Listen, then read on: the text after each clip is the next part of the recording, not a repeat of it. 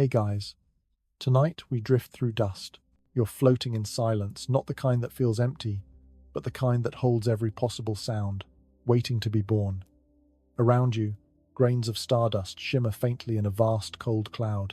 Each one is older than the earth, older than the sun, older even than the thought of you. This is the solar nebula, a ghostly swirl of hydrogen, helium, carbon, iron, and ice, leftovers from generations of long-dead stars. Somewhere inside this silent ocean, your home is waiting to form. You probably wouldn't survive being shrunk down to atom size, but we'll try anyway. So, before you get comfortable, take a moment to like the video and subscribe, but only if you genuinely enjoy what I do here. And if you want, tell me where you're listening from tonight, your city, your local time, maybe even whether you can see the stars through your window. Now, dim the lights, and let's ease into tonight's journey together. The cloud around you stretches for light years, so thin that a cubic meter contains only a few thousand atoms. And yet, this cloud, called a molecular cloud, holds enough raw material to make thousands of stars. According to Williams and Gaidos, 2007, regions like this form where older generations of massive stars once lived and died. Their death throws supernovae enrich the galaxy with heavier elements, the kind that will one day form your bones, your phone, and the planets beneath your feet. You drift slowly through the nebula. Tiny flakes of silicate dust tumble past you like ash caught in starlight. The temperature here is just a few degrees above absolute zero, and yet it feels warm because everything you see glows faintly in infrared, the whisper of energy radiating from atomic collisions. NASA's Spitzer space telescope once observed such clouds, and the images came back, painted in gentle reds and blues, the hues of heat in hiding. Imagine holding a single grain of that dust between your fingers. It's smaller than a smoke particle, yet it holds within it the remnants of a dead star, perhaps the calcium from an ancient supernova or carbon forged in a red giant's core. Each grain is like a time capsule, a physical memory of the universe learning how to make new things out of old ones. The nebula isn't still. Magnetic fields curl invisibly through it, twisting filaments of gas into strands that shimmer like veins of silver. Turbulent eddies ripple across the vastness, nudging matter together here, thinning it out there.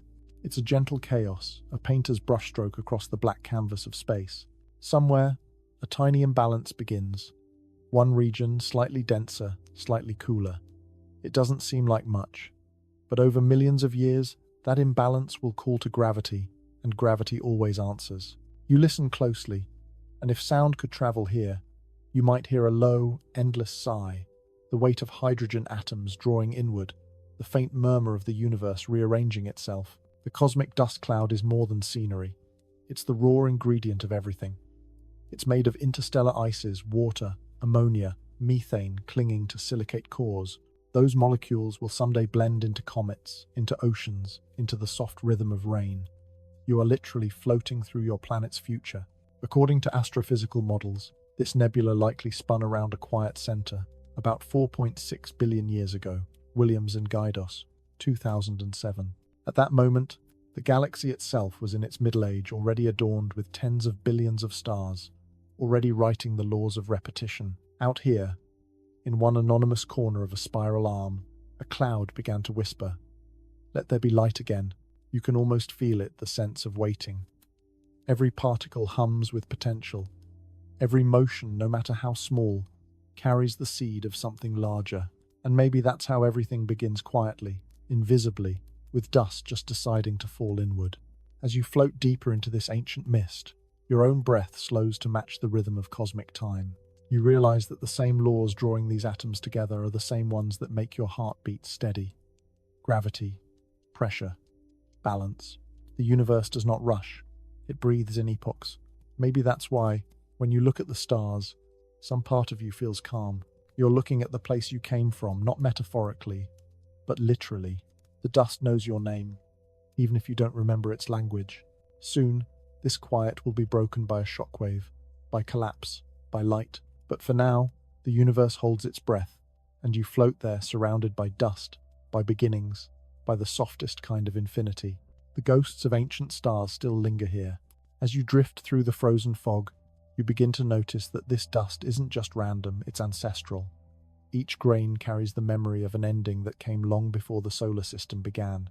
Dying stars, in their final moments, scattered the heavy elements now surrounding you. Iron, silicon, oxygen, carbon. These atoms were born in the nuclear furnaces of supernovae and red giants. Nomoto et al. 2013. The cloud you're floating through is a graveyard, and yet, somehow, also a cradle. You glide past invisible boundaries between the elements, where the chemistry of death becomes the chemistry of creation. The carbon that once glowed in a red giant's atmosphere now drifts quietly, coated with icy mantles of water and ammonia. Somewhere nearby, iron grains, tiny metallic shards forged in stellar explosions, sparkle faintly as they catch a distant glimmer of starlight. They are ghosts, but also architects. When a star like our Sun dies, it sheds its outer layers into space, forming what astronomers call a planetary nebula. But massive stars, those that weigh more than 8 times the Sun, die more dramatically. They collapse inward, then explode outward in supernovae so powerful that for a few days, they outshine entire galaxies. During that explosion, the pressure and heat are so extreme that new elements are created. Everything heavier than iron is born in those violent seconds. Nomoto et al. 2013. Gold, uranium, iodine, the very things that sparkle, heal, or radiate inside us. It's poetic, really. You are, as Carl Sagan said, star stuff. But it's also literal. Every molecule of calcium in your bones was once inside a star that died long before the sun ever burned. You are made of ghosts. As you drift through the nebula, you sense how the galaxy recycles itself. Stars are born, they live, they die, and their ashes become the next generation. In galactic terms, this is cosmic composting. According to observations from the European Space Agency's Herschel telescope, molecular clouds like this one are seeded again and again by supernova remnants, injecting fresh dust and heavy elements into the mix. Jones et al. 2017. Each cycle increases the richness of what's possible: more elements, more chemistry, more life potential. You imagine one of those ancient stars dying. Its core, once calm, collapses in less than a second. Its outer layers hurled into space at thousands of kilometers per second. For an instant, it shines 1 billion times brighter than the Sunday. You can almost hear the thunder of it, though sound cannot cross such emptiness. The debris races outward, cooling, condensing, mixing with the interstellar medium. Centuries later, that debris becomes part of this very nebula. Somewhere in that mix is silicon dioxide sand. Somewhere else, aluminum and oxygen combine to form corundum, the mineral that becomes sapphire and ruby.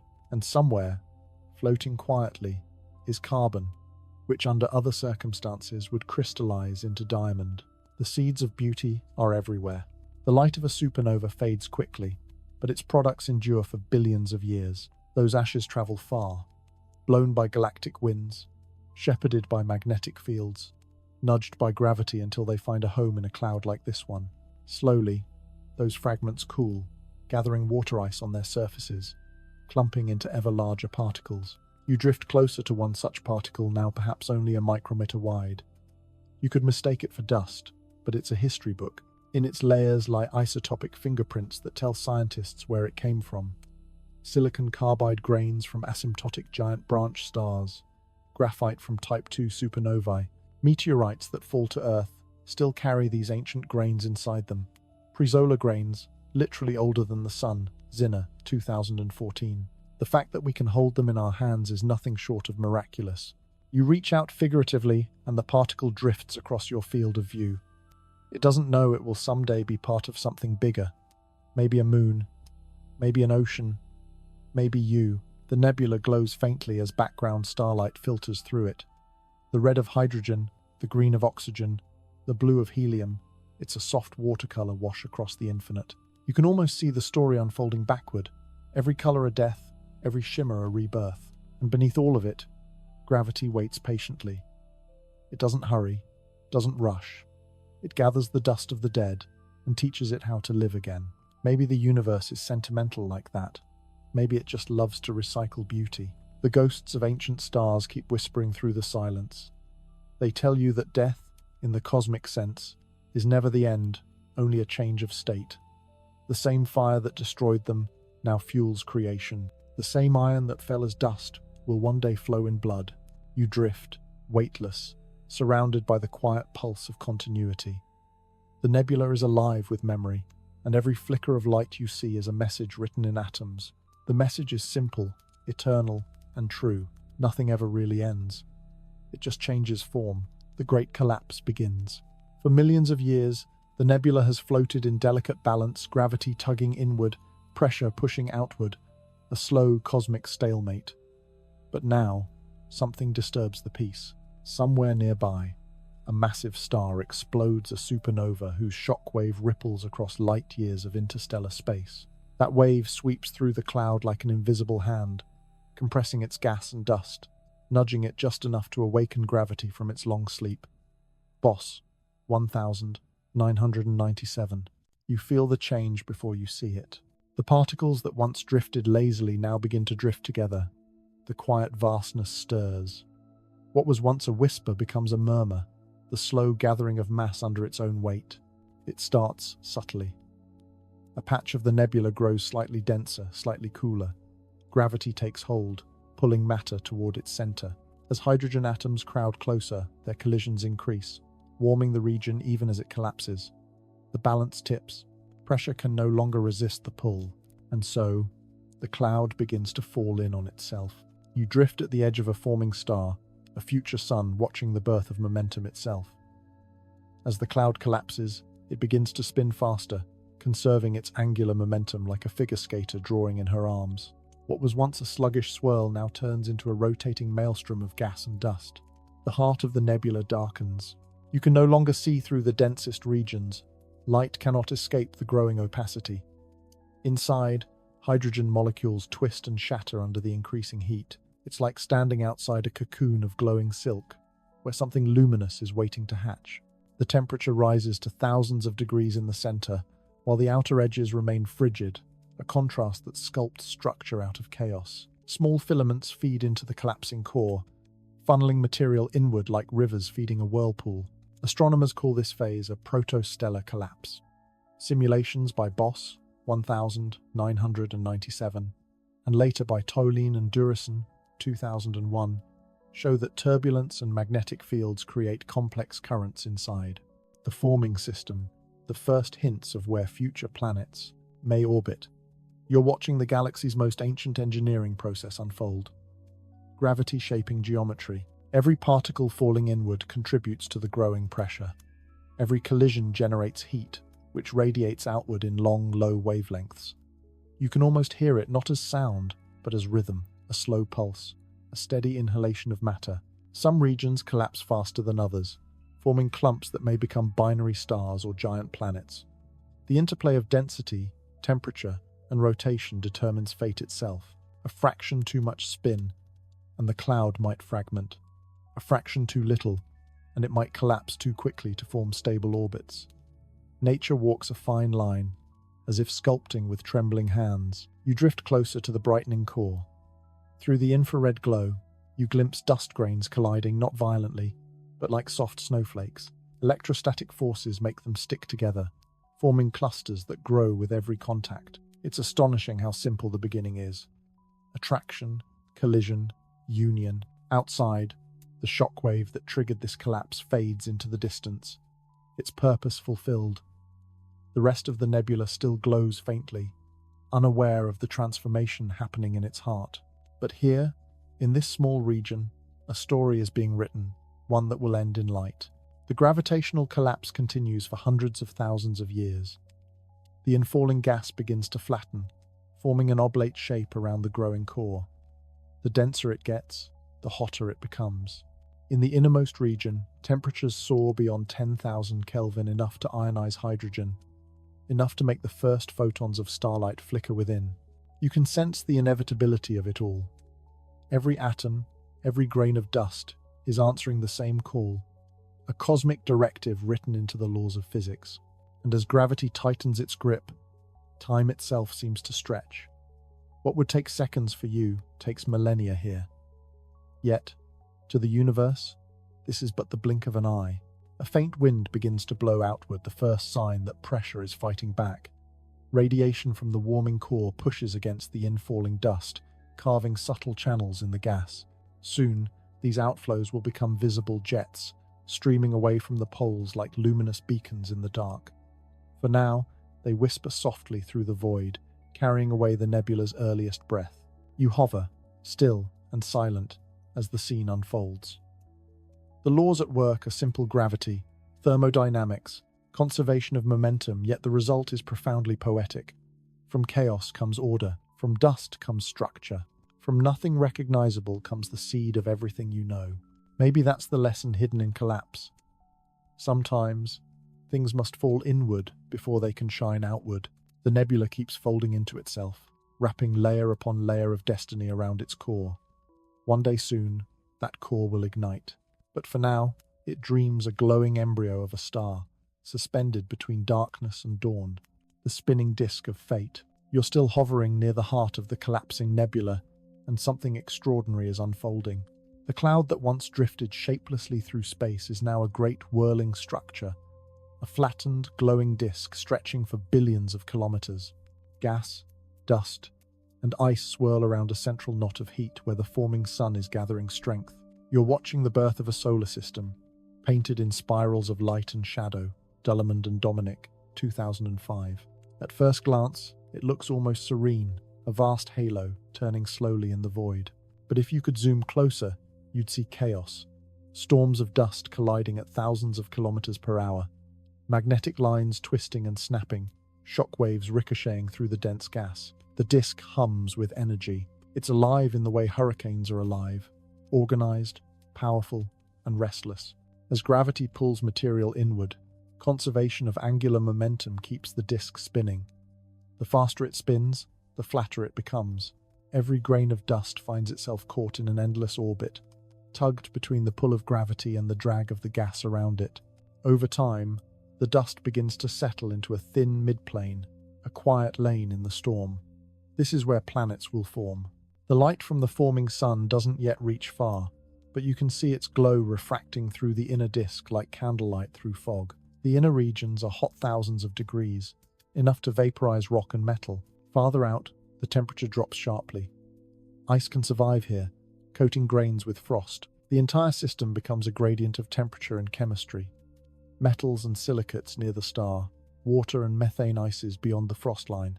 This invisible boundary will one day separate the rocky worlds from the gas giants. Astronomers studying young stars, such as those in the Orion Nebula, have captured this moment in reality. Disks seen in silhouette against brighter clouds, their forms hauntingly familiar. ALMA, the Atacama Large Millimeter, Submillimeter Array, has imaged such disks in exquisite detail, revealing dark gaps and bright rings, the fingerprints of newborn planets carving paths through the dust. Andrews et al., 2018. Even now, across the galaxy, hundreds of such disks spin quietly, repeating the same pattern. You glide through this cosmic whirlpool, surrounded by swirling amber dust and streaks of shimmering gas. Sunlight scatters through silicate grains, creating halos of gold and bronze. Everywhere you look, spirals emerge, arms of density where matter flows inward. The disk breathes in slow motion, rippling gently as pressure waves ripple across it. In the inner disk, where temperatures climb to 1,500 Kelvin, iron and nickel vaporize. In the cooler zones beyond, silicate minerals condense into fine grains. Farther still, carbon and ices dominate. These zones, the chemical layers of creation, will decide the fate of every future planet, moon, and comet. You float toward one of the forming rings, and the view shifts. Particles the size of smoke motes drift together, colliding softly, sticking by electrostatic charge. Over thousands of years they grow larger, millimeters, then centimeters, then meters. Some break apart, others fuse. It's a slow dance of trial and error, guided by physics alone. Dullemond and Dominic, 2005, modeled this process in detail, showing how collisions, turbulence, and radiation shape the disk's structure. They found that the disk is not uniform, it pulses with regions of density where matter gathers. These dense rings act as cradles, protecting fragile clusters from the violence of nearby collisions. In those calm oases, dust begins to build the first solid worlds. The sun, not yet fully born, gathers mass at the center. Its growing gravity continues to feed from the disk, pulling gas inward through spiraling channels. Each atom that falls heats the core further, compressing it, edging it closer to ignition. The process is self-sustaining. Infall creates heat. Heat drives turbulence. Turbulence stirs the disk and feeds the star. You can almost feel the system thinking, testing, balancing, adjusting. Every orbit refines the pattern. Every spiral learns from the one before. As you drift closer to the core, the light brightens into a molten gold. The inner disk glows like a forge. Tiny droplets of molten rock chondrules flash and cool within seconds, forming glassy spheres that will someday be trapped inside meteorites. These, scientists believe, are some of the oldest solid materials in the solar system, dated at over 4.6 billion years old. Connolly et al., 2012. It's astonishing to think that those same droplets, once free-floating in this storm, will one day fall through Earth's atmosphere as shooting stars. The cosmos wastes nothing. Even beauty is recycled. You pause to watch the great symmetry of it all. A single cloud collapses into a disk. The disk spins into order, and from that order comes the possibility of worlds. It's like watching a galaxy within a galaxy, the universe echoing its own design at smaller scales. Maybe that's the universe's favorite trick, repeating itself. From spiral galaxies down to the swirl of a sink drain, from the rings of Saturn to the twist of DNA. Everywhere you look, the same rhythm hums beneath it. All rotation, balance, collapse, renewal. You float outward, and the disk spreads before you like a cosmic mandala glowing, turning, alive. Somewhere in that luminous spiral, the story of your home has just begun. The birth of the Sunday. You drift near the center of the disk now, where the light grows so bright it feels like dawn. The collapsing heart of the nebula has become a dense, burning sphere, a protostar on the brink of awakening. Hydrogen atoms, pressed closer and closer under their own gravity, are beginning to fuse into helium. And in that moment, something miraculous happens. The first true sunlight is born. Stala and Pala, 2005. The young sun does not shine gently at first. Its light flickers and flares, rippling through the surrounding gas like lightning beneath an ocean. You can almost feel the heat radiating from it, pushing back against the infalling matter. The balance that gravity once commanded now shifts. Outward pressure from nuclear fusion begins to match the inward pull. The sun stabilizes, a newborn star finding its breath. For the first time, the universe has a new point of light. If you could stand at a distance of a few astronomical units, you'd see something breathtaking. A sphere of fire at the heart of a vast, swirling storm, encircled by ribbons of glowing dust. Jets of plasma erupt from its poles, twin beams of charged particles that stream out into the void, clearing the way for planets yet to form. These bipolar outflows are nature's way of balancing momentum, preventing the young star from spinning itself apart.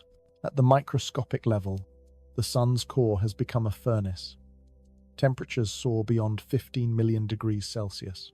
Protons collide at incredible speeds, fusing into helium nuclei through the proton-proton chain reaction.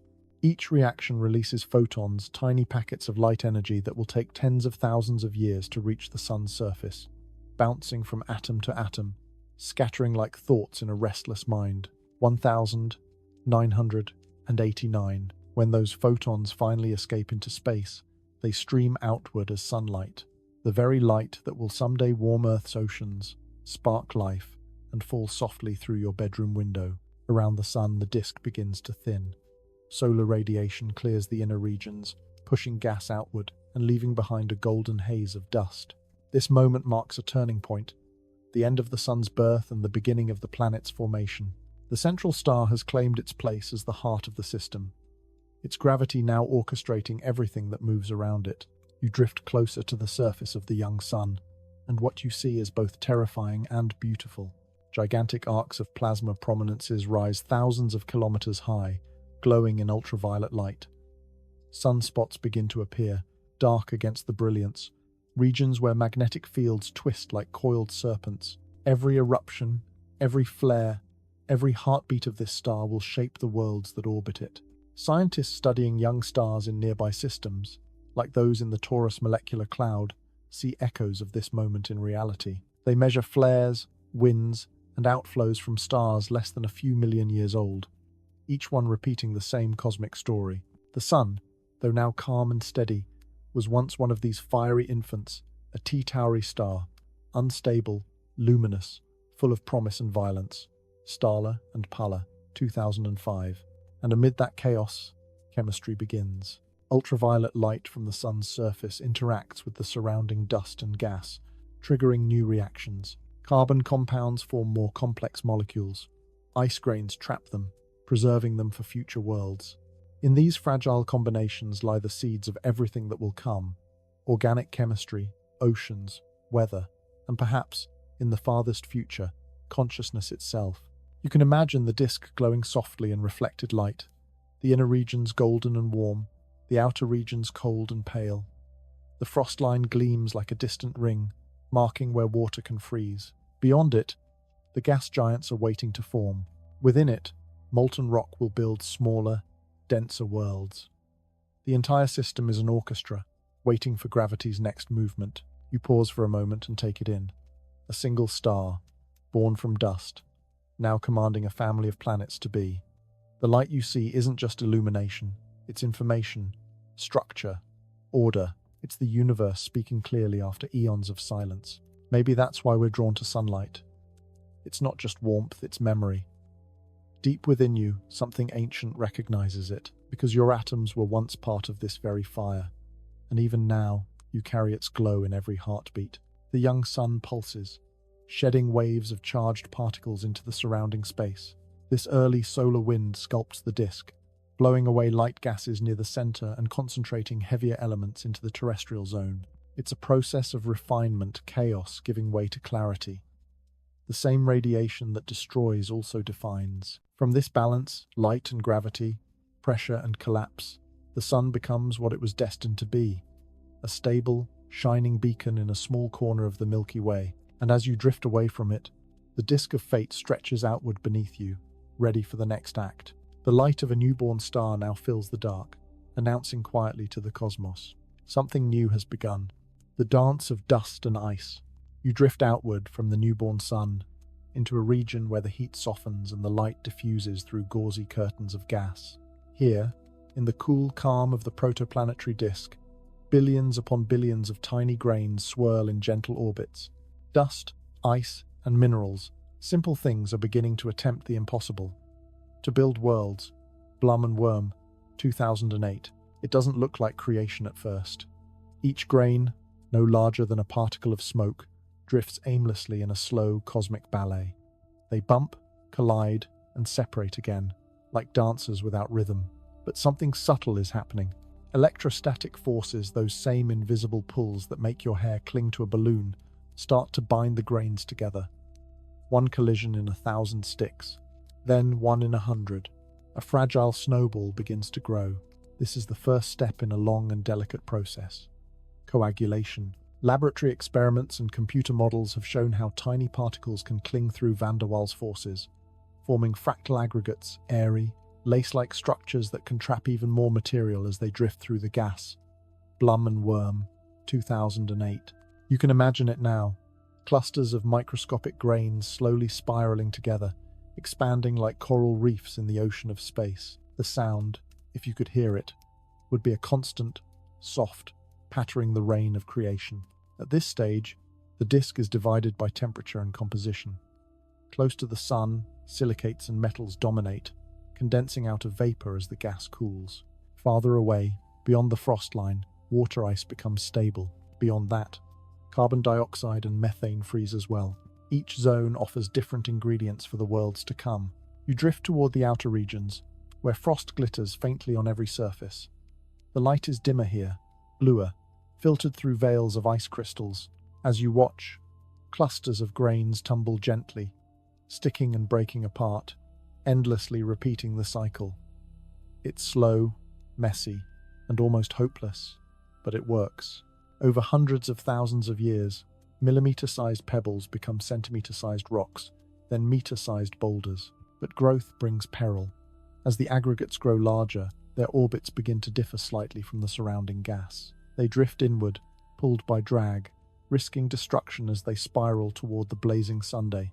Many are lost, sublimated, or shattered, yet some survive, long enough to encounter others of their kind. When they meet, gravity once weak, now growing stronger, joins the dance.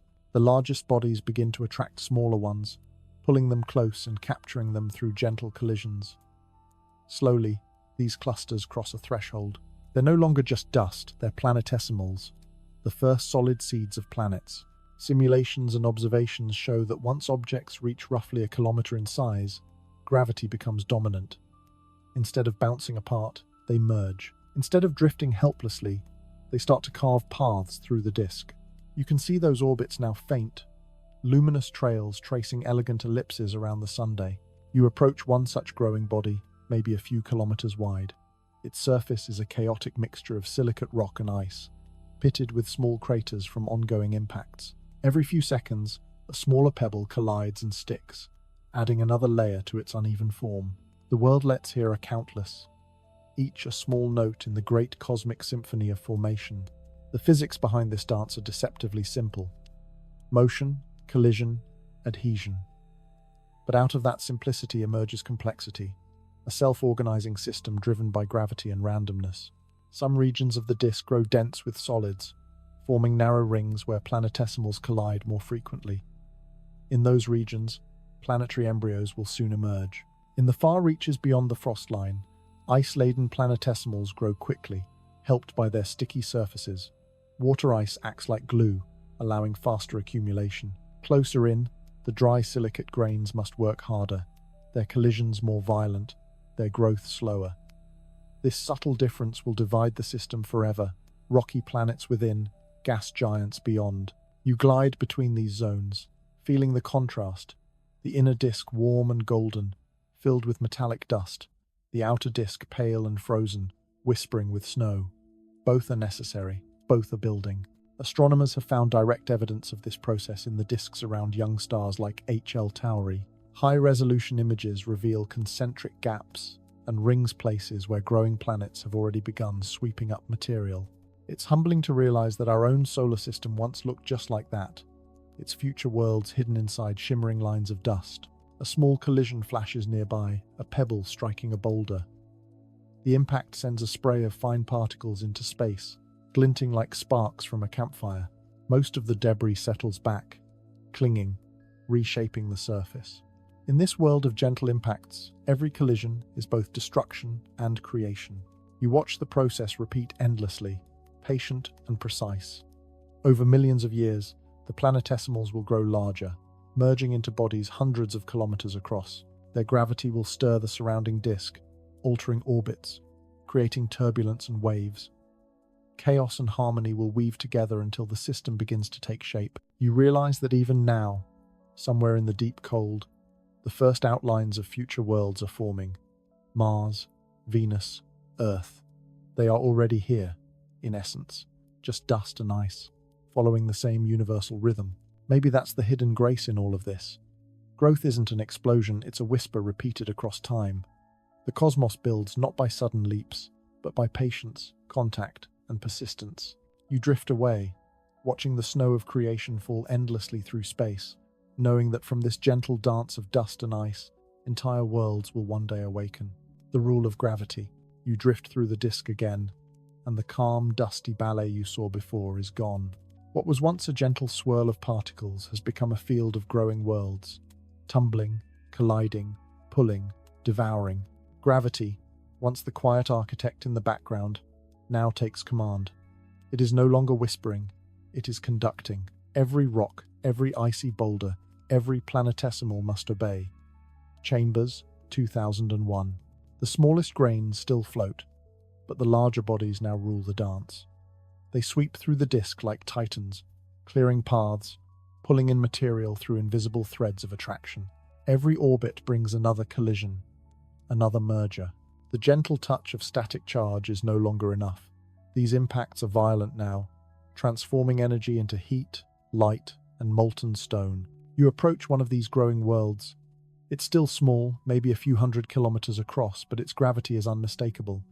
Dust and rock spiral toward it, accelerating before slamming into its surface. You can almost feel the tremors through space, a low-frequency pulse that resonates across the void. Each impact releases enough heat to melt rock. Pockets of magma bubble beneath the crust. Outgassing begins carbon dioxide, water vapor, ammonia. Thin plumes rise from the surface, hinting at the future atmospheres of the planets to come. This is no longer just dust. It's geology in its infancy. You drift higher, and from this vantage, the view is magnificent. Across the disk, dozens of such worlds in progress orbit the Sun, each at a slightly different distance, each carving its own lane. Their gravitational fields overlap, tugging and twisting the trajectories of countless smaller fragments. Collisions are inevitable. When two large planetesimals meet, the outcome depends on speed, angle, and composition. Sometimes they merge, fusing into a single, larger body. Other times they shatter, scattering fragments that will later be recaptured. The process is self-correcting. The debris field becomes raw material again, feeding the survivors. Gravity wastes nothing. Simulations by Chambers, 2001, show that this chaotic phase lasts tens of millions of years. During it, hundreds of planetary embryos form and collide, slowly coalescing into a handful of stable worlds. The final architecture of the solar system, the spacing of planets, the tilt of their orbits, emerges not by design, but by the relentless statistics of collision and survival. You glide between these growing worlds, watching their surfaces glow with molten scars. Some are rich in metal, their cores already sinking inward. Others are icy, their mantles soft and pliable under the weak sunlight. Together, they form a spectrum of possibility, the early blueprint of diversity that will define the solar system. One collision nearby draws your attention. Two bodies, each the size of small moons, approach on intersecting orbits. For long minutes, they spiral toward one another, pulled by their mutual gravity. Then, at last, they meet an impact so immense that mountains vaporize in an instant. A shockwave ripples through the disk. When the light fades, a new, larger body remains, surrounded by a halo of debris. You've just witnessed the kind of event that, eons later, will form Earth's moon. Canop and Asfaug, 2001. You realize how brutal and beautiful this process is. Creation here is not gentle. It's sculpted by violence, by destruction that makes room for structure. Each explosion clears away chaos. Each collision refines the survivors. Out of wreckage comes symmetry. Even now, the sun's gravity holds everything together, guiding the rhythm. But within that harmony, each world follows its own logic, shaped by local accidents. Some grow quickly, sweeping up material until they dominate their regions. Others stall, stranded between orbits, their growth halted by gravitational interference from their larger neighbors. You drift past a pair of colliding planetesimals and see molten rivers glowing in the dark red, orange, gold. Silicate vapors rise into space and cool, forming fine dust that settles back down like ash. The surfaces are smooth one moment, cratered the next. Every second, billions of tons of rock are rearranged. And still, amid the chaos, order is emerging. The largest embryos, Mars-sized, perhaps begin to clear their orbits. The smaller ones are absorbed or flung away. The solar system is simplifying itself. The countless fragments that once drifted freely are becoming a few stable orbits, a few dominant worlds. If you could speed time forward, you'd see a dance of collisions turning into elegance, elliptical paths settling, spacing themselves in near harmonic ratios, following Kepler's laws before Kepler himself would ever write them. You pause, and a thought drifts through you like a comet tail. Gravity doesn't choose favorites. It only rewards persistence. The bodies that survive aren't necessarily the biggest or fastest, just the ones that last. You float higher, looking down at the sun's growing kingdom, a field of fire and stone. The airless surfaces gleam like embers. Between them, the void glows faintly with scattered light, like mist over water. Perhaps this is the universe's way of teaching endurance. To grow, to survive, one must collide, adapt, and begin again. You watch one final impact, a spark against infinity, and realize that out of all this violence, something peaceful will emerge. A world with oceans, skies, life. But not yet. For now, gravity continues its patient, merciless work, carving the foundation of everything to come. The making of the giants. You drift outward through the disk, away from the inner chaos of molten rock and iron, toward the cool, dim reaches where sunlight falls weak and pale. Out here, beyond the frost line, everything changes. Water, methane, and ammonia freeze solid, coating dust grains in ice. These frozen mantles act like glue, allowing objects to grow faster, stickier, stronger. This is the realm where giants are born. Pollock et al. 1996. You can feel the temperature drop as you pass through the frost line. The warmth of the sun fades, and the light takes on a soft blue tone. The particles here are different, bright and crystalline. Their collisions quieter, more efficient. They clump readily, growing into icy boulders that sweep through the cold mist. In the heart of this region, one such body is growing faster than all the rest. Its gravity strengthens with each orbit, pulling in more ice and rock. This will be Jupiter, the first and greatest of the planets. According to the classical model by Pollock et al. 1996, Jupiter's formation began when a massive icy core, about 10 times the mass of Earth, formed through the same process that built the terrestrial worlds. Once that core was large enough, its gravity became powerful enough to attract gas directly from the surrounding nebula. What began as an icy embryo quickly transformed into a world of unimaginable scale. You hover above this forming giant, watching gas spiral inward in immense, glowing streams.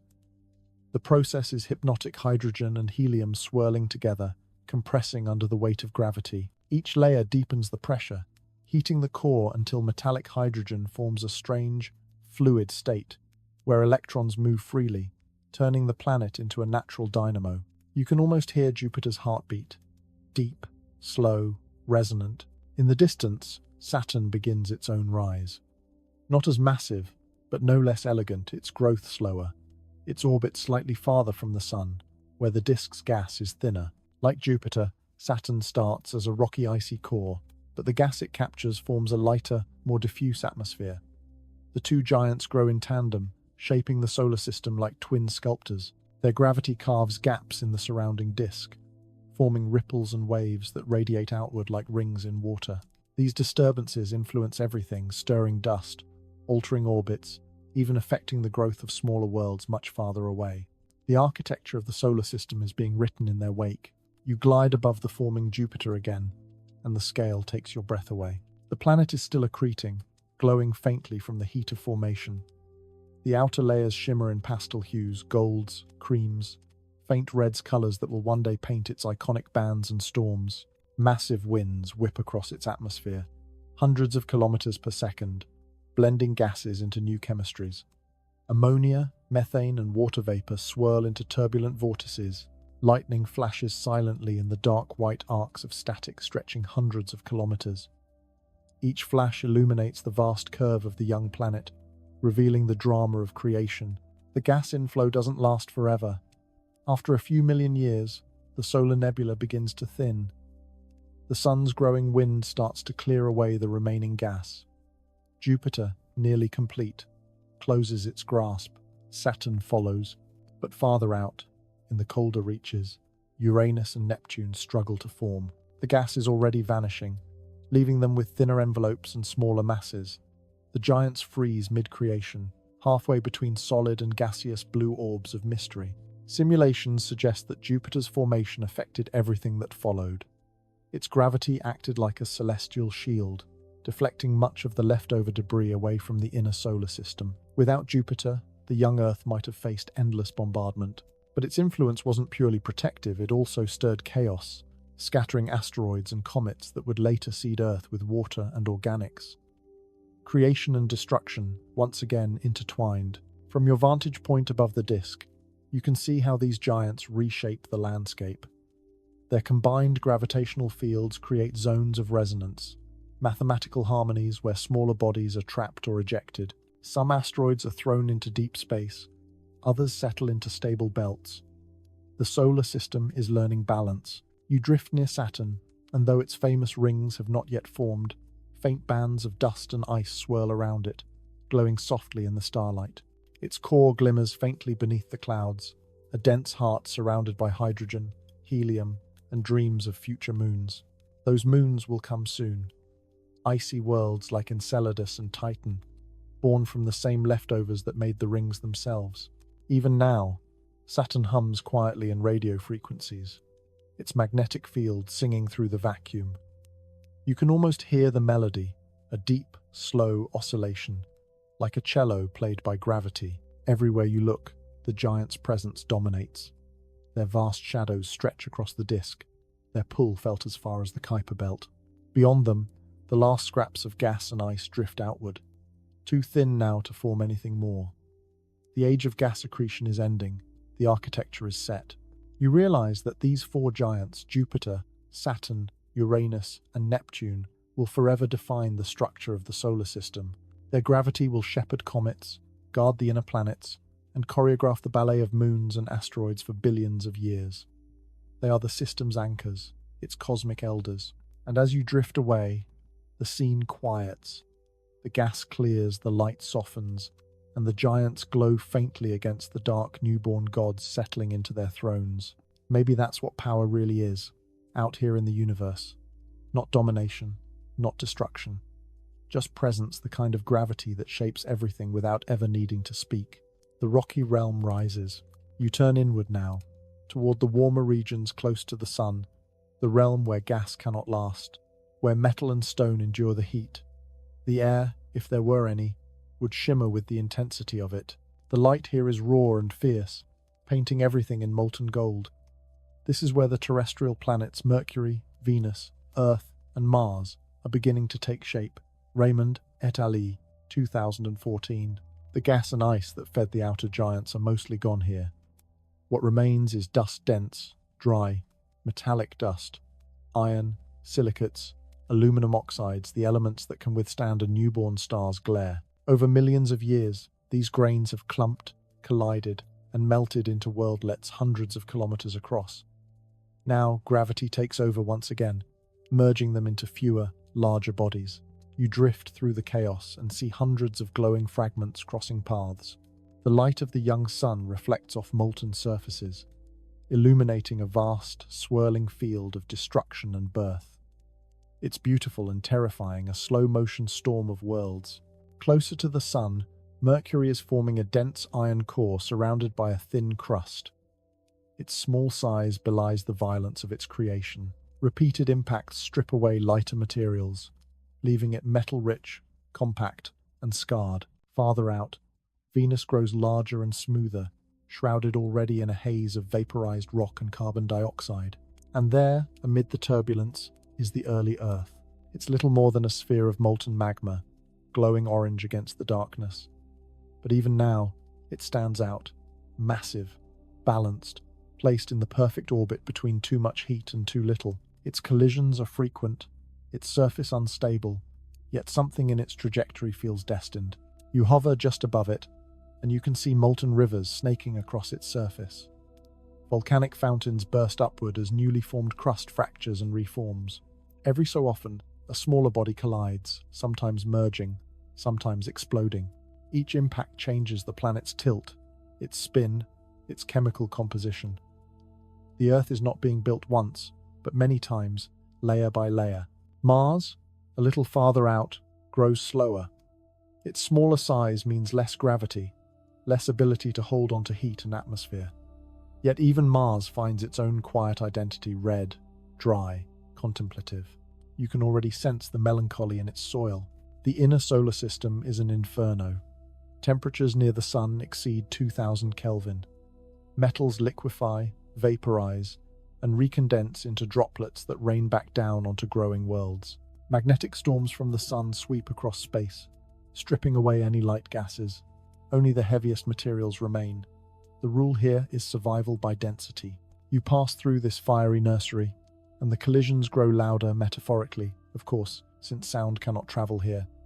But if it could, the space would thunder with endless impacts. Each one reshapes the landscape, flinging molten rock into orbit, where it cools and falls back like fiery rain. And then, you witness one of the greatest events in the solar system's history. A protoplanet roughly the size of Mars, known to scientists as Theia, collides with the young Earth. The impact is cataclysmic, an explosion brighter than 1,000 suns. For hours, molten debris arcs through space, forming a glowing ring around the Earth's shattered surface. But gravity, ever patient, begins to gather that debris again. Within a few million years, it coalesces into a companion, the moon Canop and Asphaug, 2001. You drift beside it as it cools, pale, cratered, ancient even in its youth. Its birth stabilizes Earth's tilt, slows its rotation, and begins the dance of tides that will one day shape oceans. Out of destruction, balance emerges again. As the chaos begins to settle, a fragile equilibrium takes hold. The last large impacts subside. The surfaces of the rocky worlds cool and solidify. Thin atmospheres form from volcanic gases, carbon dioxide, water vapor, nitrogen. In Earth's case, that vapor will later condense into rain, filling basins, birthing oceans. But for now, the air is thick and toxic, the ground still glowing from the heat of its own making. Raymond et al., 2014, described this period as the terrestrial planet formation phase, a time of assembly and adjustment lasting up to 100 million years. It's a dance of fine-tuning orbits stabilizing, masses balancing, the gravitational music gradually slowing to a steady rhythm. You pull back, and the scene becomes clear. 4 rocky planets now circle the Sun: tiny Mercury, clouded Venus, molten Earth, and dusty Mars. Between them lies a ring of leftover debris, the asteroid belt, a reminder of worlds that could have been. The inner solar system has finished its violent symphony. Now comes silence, a silence filled with potential. The planets spin slowly, cooling, crust hardening, atmospheres gathering. Earth begins to form a magnetic field, a shield that will one day protect its oceans from solar wind. Venus thickens its air, sealing its fate in heat. Mars grows thin and cold, but peaceful.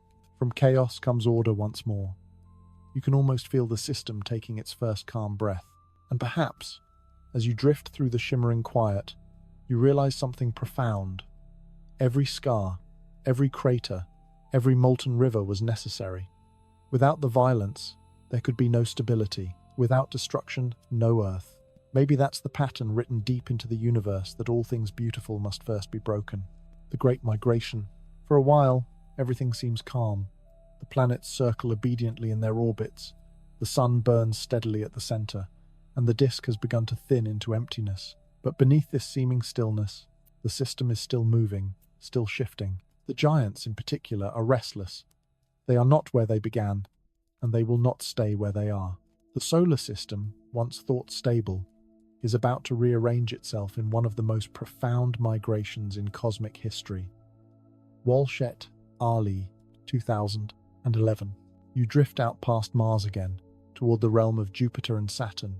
The giants, now fully grown, tug at each other across space with invisible threads of gravity. Their orbits, though vast, are not fixed. Every revolution exchanges a whisper of momentum. Over millions of years, these whispers become music, deep, slow, gravitational harmonies that reshape the architecture of everything around them. Jupiter begins to move inward, ever so slightly.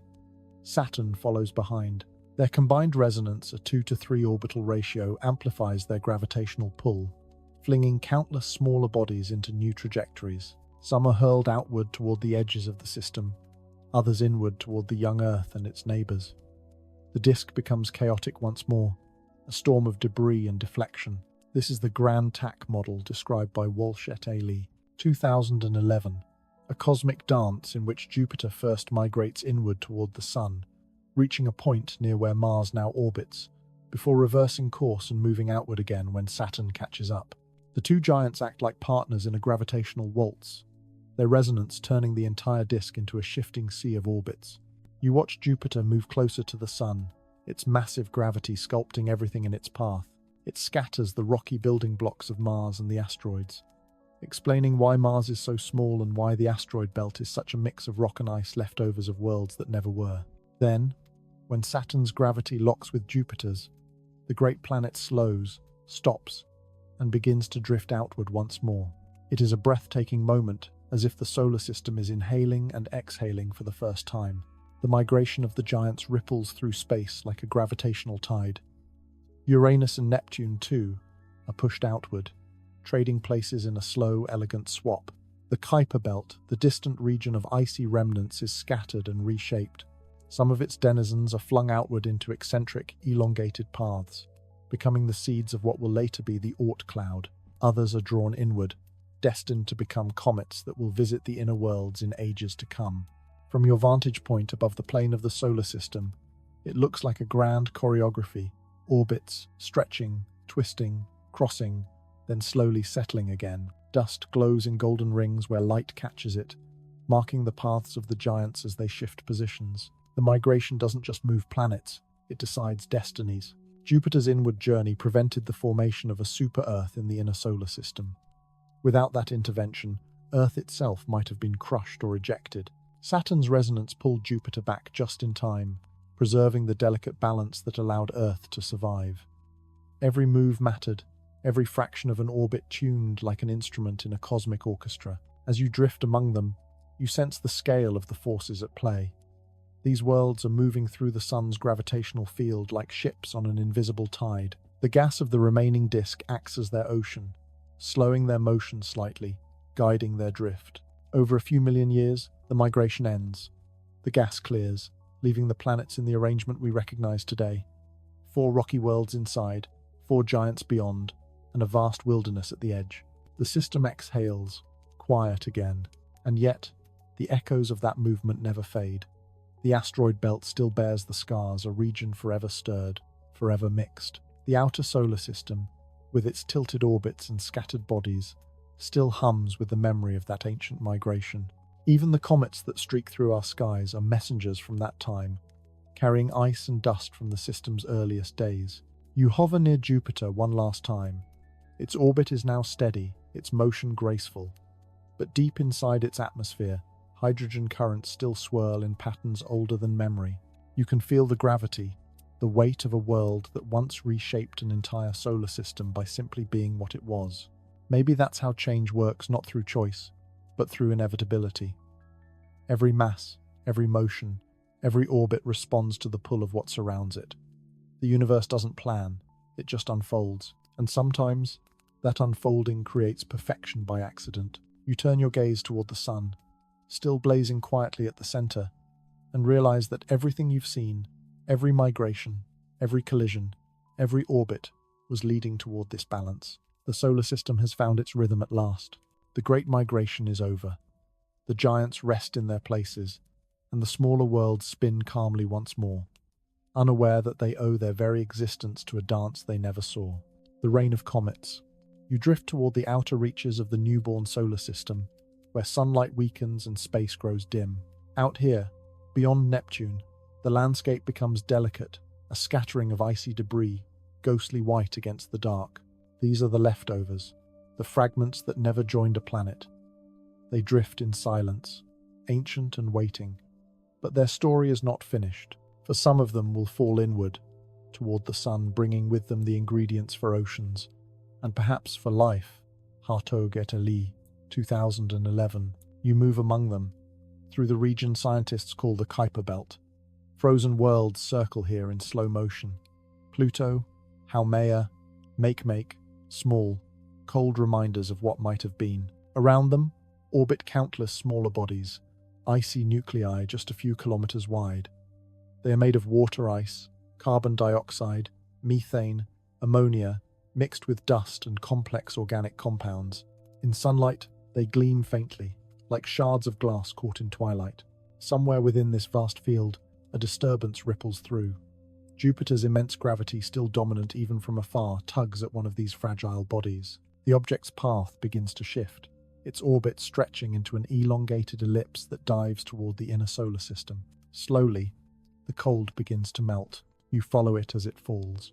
At first, it moves lazily, drawn inward by the sun's pull. But as it approaches, it accelerates, faster and faster, until it becomes a streak of light against the darkness, a comet.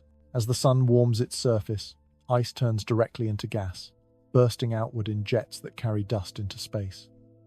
A glowing halo forms around the nucleus, the coma, and behind it trails a long, luminous tail. It's one of nature's oldest and most haunting sights, a frozen wanderer transformed into a beacon. You can almost feel the hiss of vapor streaming into the void, the subtle push of sunlight bending the tail away from the sunday. Each comet, in its own way, is both a relic and a messenger. These bodies have not changed since the solar system's birth. Their composition is a record of that first cold chemistry, preserved in deep freeze for billions of years. Hartog et al. 2011 used the Herschel Space Observatory to study such comets, particularly 103P, Hartley 2, and discovered something astonishing. The ratio of deuterium to hydrogen in its water closely matches that of Earth's oceans. It was the first strong evidence that at least part of Earth's water may have come from comets like these. Imagine it. The rain that falls on your window tonight may be made of atoms that once drifted frozen in interstellar space, then fell through fire to seed the Earth. You follow the comet closer now. Its nucleus is rough, dark, irregular, less a sphere than a shard. Each rotation exposes new jets, new eruptions. Bits of dust break away, scattering behind it like breadcrumbs through the cosmos. Some of this dust will cross Earth's orbit someday, falling through the atmosphere as meteor showers, Perseids, Leonids, Geminids, cosmic echoes of this single, ancient journey. The comet loops around the sun, then arcs back outward, trailing a brilliant plume. It will not return for hundreds or thousands of years, but others will take its place. For tens of millions of years after the solar system's formation, comets rained inward in vast numbers, their icy bodies delivering water and carbon-based molecules to the rocky worlds below. On Earth, that rain would have been catastrophic and miraculous. Massive impacts vaporized oceans, yet also replenished them. With each collision came new material. Amino acids, simple sugars, nitrogen compounds. The foundations of biology arrived, wrapped in ice. You drift down toward the young Earth again, through an atmosphere thick with vapor and thunder. The planet glows faintly red, still cooling from its violent birth. Suddenly, streaks of light tear across the sky, hundreds of them. They fall into the oceans, the craters, the cracks of continents still forming. Steam rises in great plumes, and the smell of burnt stone fills the air. It is not rain as you know it, but it is rain nonetheless, a cosmic baptism. Maybe this is how life begins, not from one miraculous spark, but from countless quiet gifts falling over time. A comet here, an asteroid there, each one a courier of possibility.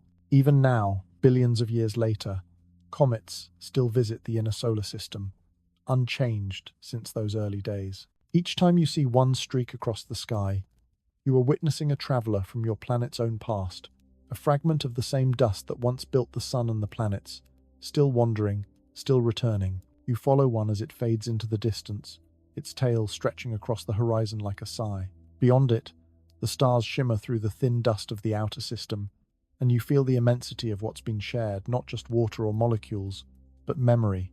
The universe, it seems, never forgets its beginnings. It just keeps finding ways to return them home. The late heavy bombardment. You drift through time now, tens of millions of years pass like heartbeats.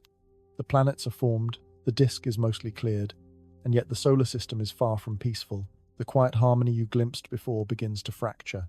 Something stirs in the outer reaches, a gravitational disturbance, subtle but unstoppable. The migration of the giants, long since complete, has set loose a storm that will reshape every world. It is called the Late Heavy Bombardment, Gomes et al. 2005. It begins with a shift. As Jupiter and Saturn settle into a new resonance, 2 orbits of Saturn for every one of Jupiter, their combined gravity destabilizes the outer planetesimal disk. The once calm region beyond Neptune becomes chaotic, filled with icy and rocky bodies flung from their stable paths. Some are hurled outward to the darkness beyond the Kuiper belt.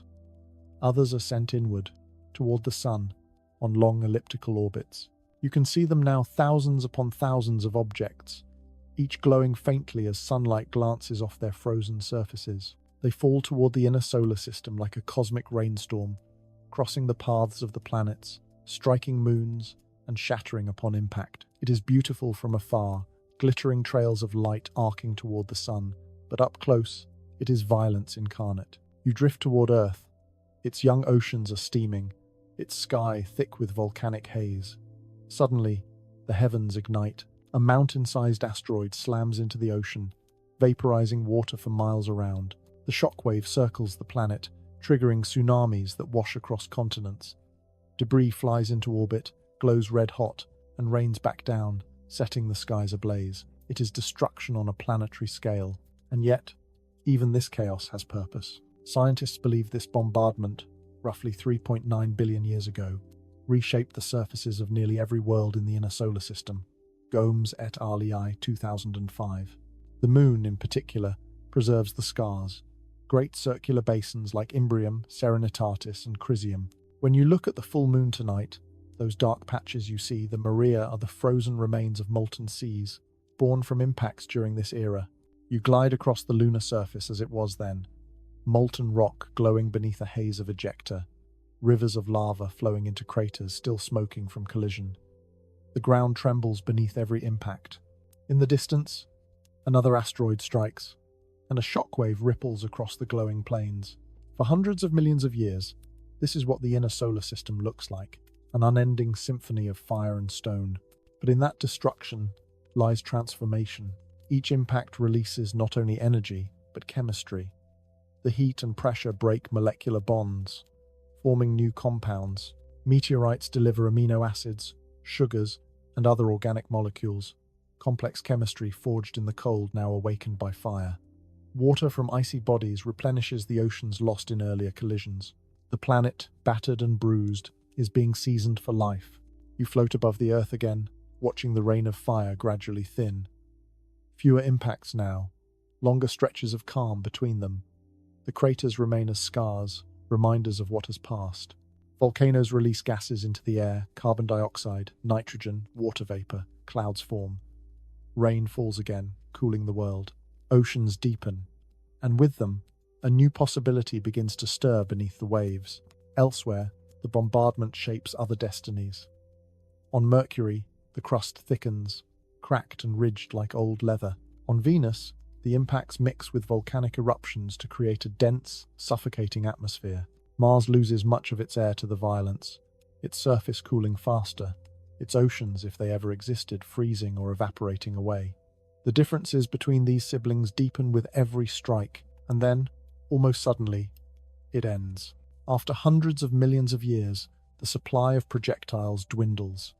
The outer planets have cleared or ejected most of the remaining debris. The inner solar system grows quiet again. The moon's surface solidifies. Earth's crust cools. The last great impacts fade into the past. In the silence that follows, something profound happens. The planet, now stable and rich in water and complex molecules, begins to host chemical reactions unlike any before. In tide pools and vents, carbon meets hydrogen, energy meets order, and something stirs that will one day look up and wonder where it came from. You drift through that quiet dawn and realize what the bombardment truly was. Not punishment, but preparation. The solar system's final cleansing storm, carving away instability, leaving behind the conditions for life. Maybe that's the universe's strange kindness. It burns away what cannot last, so that what remains can finally begin. You look back across the system at the moon, at Mars, at the glittering trails of asteroids still wandering between them, and see beauty in the aftermath. Every crater, every fracture, every scar is a signature of time, a testament to endurance. The worlds are quiet now, but their silence is not empty.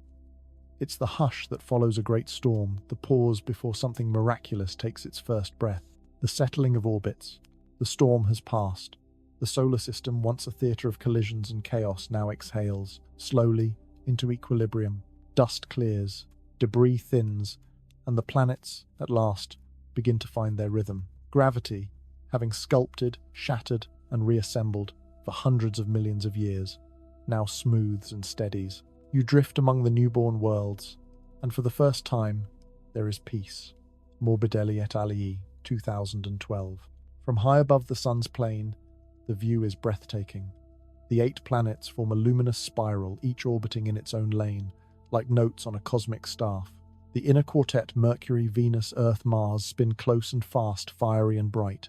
Beyond them, the gas giants move with stately grace, their great atmospheres banded in subtle colors. Farther still, Uranus and Neptune drift like turquoise lanterns at the edge of dusk. Between them lies emptiness, not barren but balanced. It wasn't always this way. For millions of years, their orbits were eccentric, overlapping, unstable. But over time, through countless interactions, they exchanged energy, tugging each other into harmony. Some were ejected completely, flung into deep space. Others settled into safe, repeating paths. It is a quiet triumph of balance over chaos, the universe teaching itself symmetry. Morbidelli et al. 2012 described this process as dynamical relaxation, the gradual damping of instability as gravitational interactions redistribute angular momentum. It's a celestial conversation, each planet's pull subtly influencing the others until all agree on a shared rhythm. You can almost sense the music of it. Jupiter's deep bass note, Saturn's steady harmony, Earth's soft, quick pulse. You glide through the asteroid belt, now tamed but still whispering with fragments of what never became. The asteroid's orbits are stable yet restless, shepherded by Jupiter's gravity into bands and gaps, the Kirkwood gaps. Like missing beats in a perfect song, every empty space tells a story of resonance of where the rhythm was too strong for matter to remain. In the calm, the sun's light grows steady. Its early flares have quieted. Solar wind flows smoothly outward, carrying charged particles across billions of kilometers. That wind now shapes the boundary of the solar system, a vast bubble called the heliosphere, where the sun's breath meets the interstellar medium. Beyond it, the Oort cloud waits in darkness, a frozen halo of comets circling for eternity. Closer in, Earth turns serenely on its axis, its molten seas cooling, its crust thickening into continents. The moon's orbit widens gradually, its pull slowing Earth's spin. Each day lengthens imperceptibly, second by second, century by century. The tides that it stirs, those slow, ceaseless motions, will one day nurture the first living cells. But for now, they simply whisper to the new oceans, keeping rhythm with the planet's silent waltz. You drift past Mars. The air there is thin, already fading. Its volcanoes, titanic and proud, stand against the salmon sky. Olympus Mons, the largest of all, rises taller than any mountain that will ever exist on Earth. But its fire is quiet now. The magma has cooled, the rivers are gone. Mars dreams of oceans it will never have again. Venus spins backward slowly, strangely. Thick clouds of carbon dioxide swirl above sulfuric acid rain. Its heat is unbearable, its pressure crushing. Yet even here, in this inferno, there is order. Winds circle the planet in patterns that repeat for centuries. A chaotic harmony, still obeying the same gravitational laws that govern all things. And Mercury, closest to the Sun, has become a silent, cratered mirror of history, its surface frozen in place since the bombardment. Each crater reflects the violence that birthed it, each ridge a memory of contraction as its molten core cooled and shrank. It is small, scarred, and steadfast. You turn outward again. Jupiter, now calm and immense, spins with authority. Around it, moons gather, Io, Europa, Ganymede, Callisto, each a miniature world, some volcanic, some frozen, some perhaps hiding oceans beneath their ice. Saturn's moons form their own family, Titan with its thick orange haze, Enceladus with its fountains of water vapor that glitter like diamonds in sunlight. The planets are no longer at war.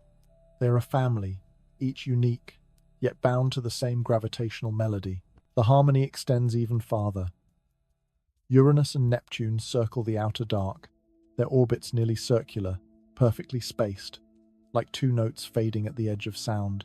Over billions of years, the orbits will shift again slowly, gently. Earth's axis will wobble, Mars will drift a little farther out, and Jupiter's pull will continue to sculpt the asteroid belt.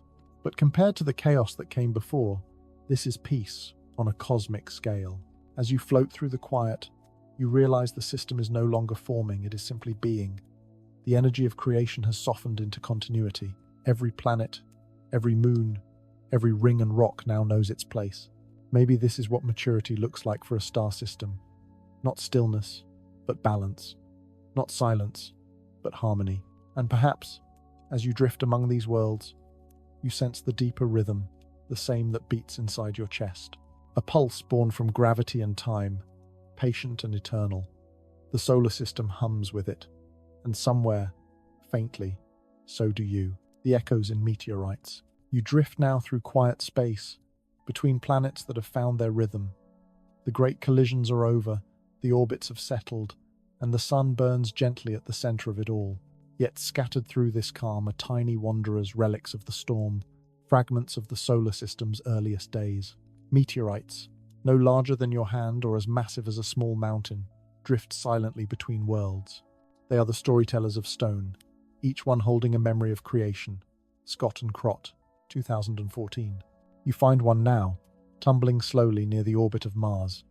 It looks ordinary, dark, pitted, irregular, but when you move closer, you see patterns within it, tiny glimmers of metal and silicate crystals. This is a chondrite, one of the oldest materials in existence, unchanged for 4.56 billion years. Within its structure lie the echoes of that first swirling nebula, the fingerprints of dust, fire, and time. Scientists on Earth have studied such stones for centuries, but only in recent decades have they come to understand their full significance. Each meteorite carries isotopic signatures, variations in oxygen, carbon, and iron, that tell us where in the solar system it was born. The calcium aluminum-rich inclusions, or CAIs, found within them are the first solids that ever condensed out of the solar nebula, forming when the newborn sun's heat began to wane. They are time capsules from the dawn of everything. Scott and Crott, 2014. You look closer, and the details sharpen. Rounded chondrules, once molten droplets, now frozen in matrix. Metallic grains arranged in delicate patterns of nickel and iron. The textures are beautiful, intricate, purposeful, as if chaos itself once took the time to sculpt order. When meteorites fall through a planet's atmosphere, they burn briefly a bright streak, a whisper of their long journey. Most disintegrate completely, but some survive, reaching the surface intact. On Earth, such stones have been found in deserts, in ice fields, even beneath the sea. Each one is a messenger, carrying news from billions of years ago. You imagine one falling now, perhaps the Allende meteorite in 1969, which scattered across the Mexican desert. When scientists examined its fragments, they discovered those same CAIs, some dating back to the very birth of the Sunday. Inside, tiny presolar grains were found older still, stardust from long-dead stars that lived and died before our solar system even existed. The universe, it seems, has a habit of writing history on the smallest pages. You glide through a field of such fragments, each one tumbling in slow motion. Together, they form the asteroid belt's soft music, a faint clinking of orbits, collisions, and chants. Occasionally, one drifts too close to a planet's gravity and begins its long fall inward. Over millions of years, these tiny travelers bring not destruction but remembrance, preserving in their chemistry the record of everything that came before. Inside them, scientists have found amino acids, organic carbon, even traces of water locked in minerals. These discoveries remind us that the ingredients for life were not unique to Earth. They were written into the very dust from which the planets formed. When these meteorites fell on the young Earth, they may have delivered not just atoms, but instructions, blueprints for what life could become. You hold one in your mind, at least, and feel its weight. It's cool, ancient, unchanging. Within it lies time itself. The condensation of the nebula, the warmth of the sun's birth, the chaos of collisions, the silence of cooling worlds. It has seen every era, from the first light to the faint glow of civilization. The echoes in meteorites are more than geological. They're emotional. They tell us that memory is not confined to consciousness. The universe itself remembers. Every atom that built you has a past, and these stones are the proof. Scott and Crott, 2014, describe how these primitive chondrites and differentiated meteorites preserve the full arc of solar system evolution.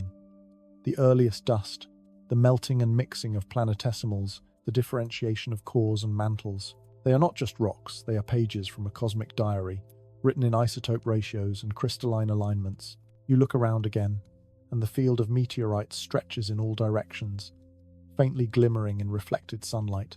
They seem to form a constellation of their own, a reminder that even after the grand formation of planets, the story continues in the small and the silent. Perhaps that's how truth endures, not in the vastness of stars, but in the patience of stones. And as you drift among them, you realize that these fragments connect everything, the beginning and the now, dust and mind, cosmos and consciousness. Somewhere, deep within you, the same isotopes still hum. The same elements that cooled in those chondrules flow now through your veins. Maybe that's the real echo, not in the stones themselves, but in you, from dust to consciousness. You hover far above the plane of the solar system now, looking down at the finished masterpiece, the sun blazing softly in the center, the planets tracing their silent paths like beads on threads of light. The great collisions are long over. The dust has settled. The gas has thinned to nothing. All that remains is balance, harmony, and the faint whisper of time itself. But something new has appeared, something the dust could never have imagined becoming. You, Tyson, 2017. The atoms that once tumbled through the cold dark of the solar nebula now think, dream, and remember. You, who were once scattered hydrogen and carbon, now ask questions about your own beginning. You gaze at the stars, your own ancestors, and wonder how it all came to this. You drift toward Earth, now blue and living, spinning quietly in the warm light of the Sunday. Oceans glint below like mirrors. Clouds swirl in slow white spirals, and continents gleam with the color of clay and forest. The air hums faintly with the voices of life, the soft trill of insects, the low rhythm of wind through leaves, the silent pulse of a heartbeat. All of it, every cell and drop of water, came from that same dust. On the atomic level, the connection is perfect. The calcium in your bones once pulsed in the heart of a dying star. The iron in your blood was forged in a supernova's furnace. The oxygen you breathe was born in the nuclear fire of earlier suns. Every inhale is communion with eternity. You walk through your life through air, through sunlight, unaware that your body is a map of cosmic memory. The chemical reactions in your brain are powered by photons that left the sun 8 minutes ago. Each thought you have is driven by energy that began in fusion, the same process that ignited 4.6 billion years ago at the heart of the solar system. You are, in every measurable sense, a continuation of that process, a living extension of stellar physics. Neil deGrasse Tyson, 2017, once wrote that we are not just in the universe, we are of it. We are stardust, he said, and the universe is within us. It sounds poetic, but it's also literal. The periodic table of elements, that elegant grid of matter, is your family tree. You can trace it all the way back, from human thought to neuronal chemistry, to organic molecules, to carbon chains formed in interstellar space, to atoms built in stars, to hydrogen, born in the first seconds of the Big Bang, a single, unbroken line of existence. From the universe's first breath to your own, you float higher, watching the planets spin like thoughts in a vast mind. Mercury glints, Venus glows, Earth breathes, Mars waits, and the outer giants hum quietly in their orbits. The solar system is no longer just a collection of worlds, it is a symphony, and consciousness is the note that rose from its chorus. Perhaps that's the purpose of dust, to learn to see itself. If you listen carefully, the universe still speaks in the language of its beginning. The background hum of cosmic radiation, the echo of the Big Bang, still vibrates through every atom. The gravitational waves from colliding stars ripple invisibly across space, stirring the same sea of particles from which you came. You are part of that vibration, woven into its rhythm. Maybe that's why looking at the night sky feels like recognition. When you stare upward, you are not gazing into the unknown, you are looking homeward, across time. The light from distant stars touches your eyes and becomes vision. Their energy becomes emotion. Their pattern becomes meaning. The solar system, once only dust and gravity, now looks back upon itself and wonders. The experiment succeeded. Out of raw matter came perception. Out of chaos, curiosity. Out of the impersonal, love. You drift farther out, past Neptune, past the Kuiper Belt, past the frozen edge, where the sun becomes a distant spark. The planets shrink to points of light, indistinguishable from the stars beyond. You realize that from this distance, the entire history of the solar system, collapse, fire, rain, thought fits into a single dot. And yet, within that dot is everything. Every dream, every sunrise, every heartbeat. The universe, it seems, wanted to know itself, and so it made you. You close your eyes and breathe slowly, deeply, as the cosmic hum fades into the background. Somewhere inside you, the atoms of ancient stars remember their long journey, from dust to planet, from planet to life, from life to awareness. And though your story feels small, it is vast beyond measure, because you are the dust that learned to ask why. Now, as you rest, imagine the solar system turning in its endless night, the sun's soft fire glowing across the cold expanse, each planet moving through its rhythm like a heartbeat slowed to infinity. Everything that had to happen for you to exist, every explosion, every collapse, every comet's fall has already done its work. The universe is still here, quietly working while you sleep. You are surrounded by it, even now. The same gravity that holds the planets in orbit keeps your feet on the ground. The same light that shaped the Earth now warms your skin. The chemistry that began in ancient clouds still flows through your veins. You are not separate from the stars, you are the way they continue. Let your thoughts slow to the pace of the planets. Mercury whispers close to the Sunday, Jupiter breathes deep in the cold. Saturn's rings drift like frozen music. Far beyond, Neptune hums softly in the dark. All of it continues, steady and serene. Breathe in. The air is ancient, billions of years old, made and remade by countless forms of life. Breathe out. You give a little of yourself back to the same cycle. Nothing is lost. Everything transforms. The solar system is not a story of chaos, but of persistence, a patient unfolding toward beauty. Even when everything seemed violent, it was only creation in disguise. The dust that once burned in the heart of stars now dreams in you. So, close your eyes. The universe is vast, but it is gentle tonight. Somewhere above, the stars keep their quiet watch, and the sun, your oldest ancestor, still burns for you. Sleep well, child of Stardust. You are home.